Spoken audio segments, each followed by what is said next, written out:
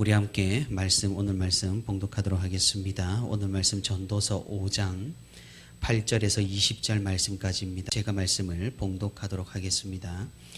너는 어느 지방에서든지 빈민을 학대하는 것과 정의와 공의를 짓밟는 것을 볼지라도 그것을 이상히 여기지 말라. 높은 자는 더 높은 자가 감찰하고 또 그들보다 더 높은 자들도 있음이니라. 땅의 소산물은 모든 사람을 위하여 있나니 왕도 밭의 소산을 받느니라. 은을 사랑하는 자는 은으로 만족하지 못하고 풍요를 사랑하는 자는 소득으로 만족하지 아니하나니 이것도 헛되도다. 재산이 많아지면 먹는 자들도 많아지나니 그 소유주들은 눈으로 보는 것 외에 무엇이 유익하랴. 노동자는 먹는 것이 많든지 적든지 잠을 달게 자거니와 부자는 그 부요함 때문에 자지 못하느니라. 내가 해 아래에서 큰 패단되는 일이 있는 것을 보았나니 곧 소유주가 재물을 자기에게 해가 되도록 소유하는 것이라. 그 재물이 재난을 당할 때 없어지나니 비록 아들은 낳았으나 그 손에 아무것도 없느니라. 그가 모태에서 벌거벗고 나왔은즉 그가 나온 대로 돌아가고 수고하여 얻은 것을 아무것도 자기 손에 가지고 가지 못하리니 이것도 큰 불행이라. 어떻게 왔든지 그대로 가리니 바람을 잡는 수고가 그에게 무엇이 유익하랴. 일평생을 어두운 데에서 먹으며 많은 근심과 질병과 분노가 그에게 있느니라. 사람이 하나님께서 그에게 주신 바 그 일평생에 먹고 마시며 해 아래에서 하는 모든 수고 중에서 낙을 보는 것이 선하고 아름다움을 내가 보았나니 그것이 그의 몫이로다. 또한 어떤 사람에게든지 하나님이 재물과 부요를 그에게 주사 능히 누리게 하시며 제 몫을 받아 수고함으로 즐거워하게 하신 것은 하나님의 선물이라. 그는 자기의 생명의 날을 깊이 생각하지 아니하리니 이는 하나님이 그의 마음에 기뻐하는 것으로 응답하심이니라. 아멘. 오늘도 이렇게 새벽의 시간에 하나님과 동행하기 위해 새벽기도의 자리에 나온 우리 모든 성도 여러분 진심으로 환영하고 또 축복합니다. 오늘도 우리 함께 말씀을 듣는 가운데 말씀을 붙들고 우리 함께 기도하는 가운데 하나님의 크신 은혜와 위로가 풍성히 있기를 주님의 이름으로 소망합니다. 요즘 들어서 우리는 심심찮게 이 재물과 물질 때문에 가족 간에 일어나는 그런 비극적인 사건들을 접하게 됩니다. 부모가 남긴 유산을 서로 차지하려고 자녀들이 서로 싸우는 경우는 이미 오래전부터 있었던 그런 일들입니다.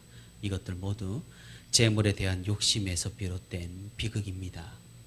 우리의 인격과 믿음을 가장 정확하게 알 수 있는 부분은 과연 어디일까요? 그것은 아마도 돈에 대한, 재물에 대한 우리의 태도에서 명확하게 드러나게 된다는 것이죠. 전도자는 오늘 본문의 내용을 통해 재물에 대해서 우리가 어떤 태도를 가져야 하는지를 잘 보여주고 있다는 겁니다. 사람들은 흔히 빈부격차의 원인을 각자가 가진 능력의 차이라고 생각하는 경우가 많습니다. 공정한 경쟁 속에서 능력에 따라서 다른 결과물들을 가져가는 것은 합리적인 것입니다. 물론 여러 가지 고려해야 할 부분들이 있지만은 말입니다. 하지만 제가 앞서서 말씀을 자주 드렸다시피 언제나 인간 사회는 공정하지 않다라는 겁니다. 인간이 만든 모든 사회 시스템은 공정과는 거리가 멀었습니다. 왜 그럴까요? 그것은 우리 인간이 태생적으로 죄인이기 때문입니다. 죄가 가득한 인간은 남을 착취하는 데 특화되어 있다고 말해도 과언이 아닐 정도입니다. 지금의 국가 대부분이 사회 시스템으로 선정한 민주주의와 자본주의도 결국에는 마찬가지입니다. 겉모습은 공정과 정의를 외치고 있을지라도 그러지를 못하다는 것이 현실입니다. 자본이 자본을 끌어모으고 부유한 가정의 자녀가 기회를 더욱 많이 받는 것은 예나 지금이나 마찬가지이기 때문입니다. 이러한 사회 구조의 문제 가운데서 빈부격차가 크게 일어나게 됩니다. 당연하게도 높은 위치에 있는 사람들은 자신들의 재물을 늘리기 위해 힘없는 사람들을 억압하고 그들의 재산을 탈취합니다.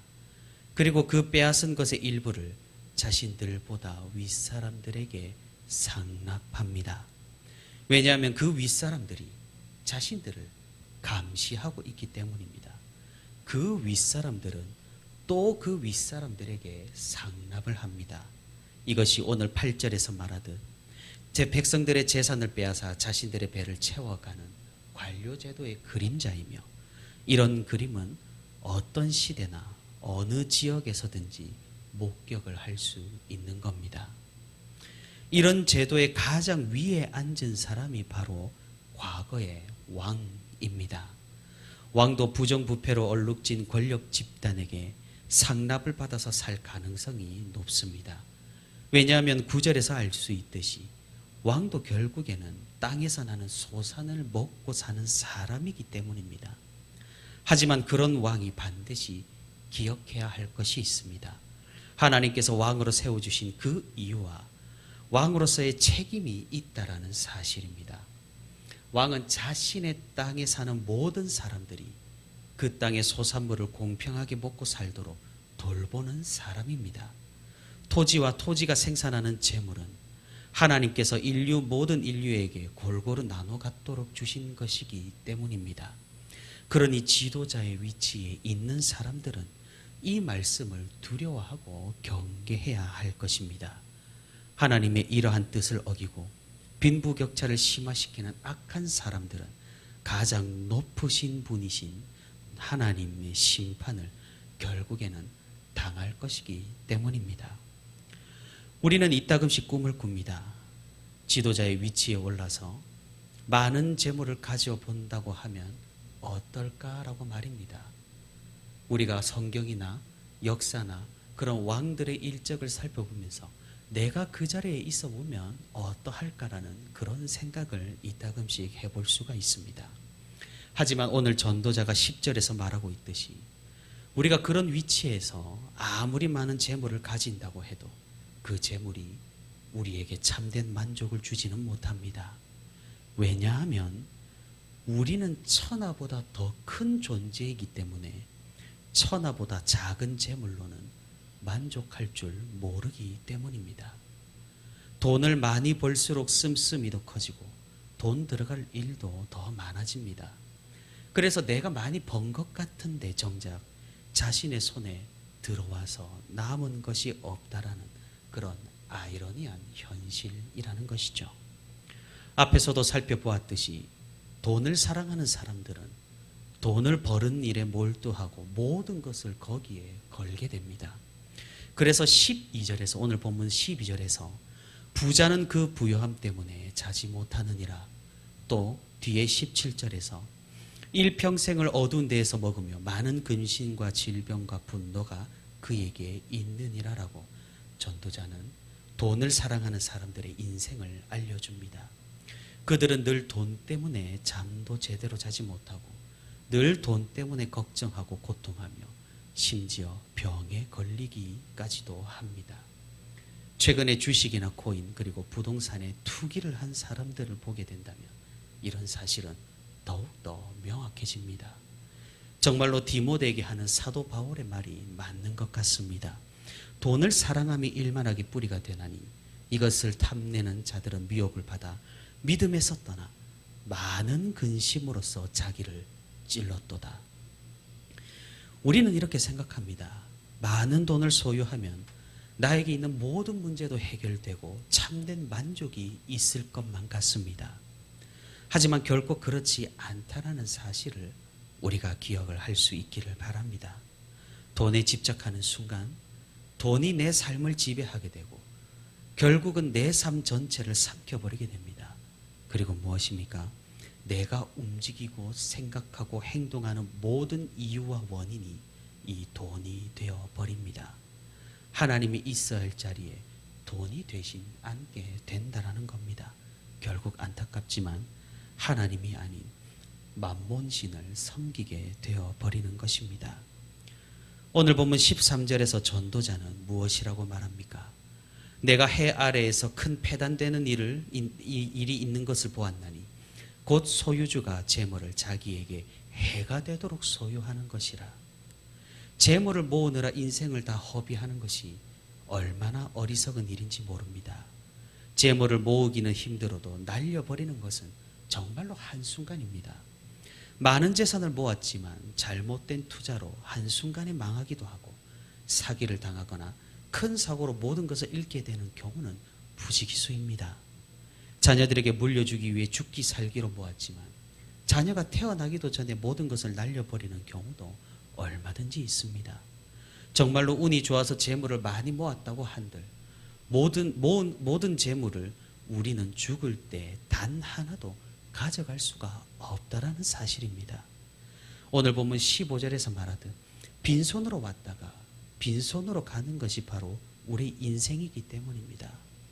아무것도 가져갈 수 없는 것을 위해서 인생을 모두 바치는 것이야말로 오늘 전도자가 말하는 대로 정말 허무한 일일 것입니다. 그래서 오늘 말씀 18절에서 전도자는 재물을 모으는 일에만 몰두하지 말고 일에서 얻은 재물과 소득을 누리고 즐거워하라고 말합니다. 사람이 하나님께서 그에게 주신 바 그 일평생에 먹고 마시며 해 아래에서 하는 모든 수고 중에서 낙을 보는 것이 선하고 아름다움을 내가 보았나니 그것이 그의 몫이로다. 수고해서 얻은 소득을 하나님께서 주신 선물로 받고 그것으로 먹고 마시고 즐거워하는 것이 오히려 선하고 아름답다라고 말합니다. 일할 수 있는 것, 일해서 소득을 얻는 것 모두 하나님의 선물이기에 하나님께서 주신 목적에 따라 재물을 감사하게 사용하라라는 그런 말입니다. 그래야 재물의 노예가 되지 않고 재물을 언제든지 주실 수 있는 하나님의 청지기로서 이 재물을 사용할 수 있게 되는 것입니다. 사도 바울도 자신의 제자 디모데에게 이렇게 말합니다. 내가 이 세대에서 부한 자들을 명하여 마음을 높이지 말고 정함이 없는 재물에 소망을 두지 말고 오직 우리에게 모든 것을 후히 주사 누리게 하시는 하나님께 두며 선을 행하고 선한 사업을 많이 하고 나누어 주기를 좋아하며 너그러운 자가 되게 하라. 재물이나 부 그 자체가 본질적으로 악한 것은 아닙니다. 우리가 주님의 말씀에 따라 심히 경계해야 함은 분명하지만 이 세상에 있는 모든 것들은 하나님께서 우리에게 주시는 선물입니다. 오늘 본문 19절에서도 전도자는 이렇게 말합니다. 또한 어떤 사람에게든지 하나님이 재물과 부요를 그에게 주사 능히 누리게 하시며 제 몫을 받아 수고함으로 즐거워하게 하신 것은 하나님의 선물이라. 언제나 문제가 되는 것은 재물을 하나님으로 여기고 하나님처럼 여기고 욕심을 내고 그것을 모으는 일에만 급급해 하는 것입니다. 하나님께서 주신 목적에 따라서 자신과 가족과 이웃을 위해 재물을 사용할 수 있다면 그것이야말로 축복이 된다라는 사실입니다. 이것이 바로 너무나 짧은 우리의 인생을 가장 의미 있게 살 수 있는 길일 수가 있다라는 말입니다. 사랑하는 성도 여러분, 우리가 재물의 노예가 되는 것이 아니라 재물을 누리며 즐기며 하나님의 선물로 생각할 수 있기를 바랍니다. 20절에서 전도자는 이렇게 결론을 내립니다. 그는 자기의 생명의 날을 깊이 생각하지 아니하리니 이는 하나님이 그의 마음에 기뻐하는 것으로 응답하심이니라. 그는 누구입니까? 재물을 하나님의 선물로 누릴 줄 아는 사람입니다. 그 사람은 자기 생명의 날을 깊이 생각하지 않는다고 말씀하고 있습니다. 무슨 말입니까? 인생을 행복과 기쁨과 벅참과 즐거움으로 사느라 자신의 날들을 계수하지 못한다라는 말입니다. 인생이 어떻게 흘러갔는지도 모르게 행복하게 지낸다는 그런 말입니다. 그리스도인들은 원래 행복한 사람들입니다. 왜냐하면 우리는 남아있는 생명의 날을 계수하여서 죽음을 기다리는 사람들이 아니라 영원을 선물로 받은 사람들이기 때문입니다. 하지만 우리에게 엄습하는 두려움과 세상의 미혹과 유혹이 우리를 불행하게 만듭니다. 재물을 초월하여서 그것을 하나님의 선물로 여기는 그리스도인은 이 세상도 천국으로 화하게 되는 것입니다. 모든 것이 돈으로 환산되어 버리는 이 사회 가운데에서도 우리 그리스도인들은 돈으로 못 가는 하나님의 나라를 바라보며 하늘나라의 가치를 두고 살아갈 때 참된 만족과 행복을 주님 안에서 찾을 수 있을 것입니다. 하나님과 함께 행복한 우리 모두가 될 수 있기를 바랍니다. 오늘도 세상을 따라 헛된 것을 쫓고 추구하는 것이 아니라 참되고 영원한 것을 소망하며 재물마저도 초월하여서 하나님께서 허락하신 행복의 날들을 누리며 살아가는 저와 우리 부천시민교회 모든 성도가 되기를 주님의 이름으로 소망합니다.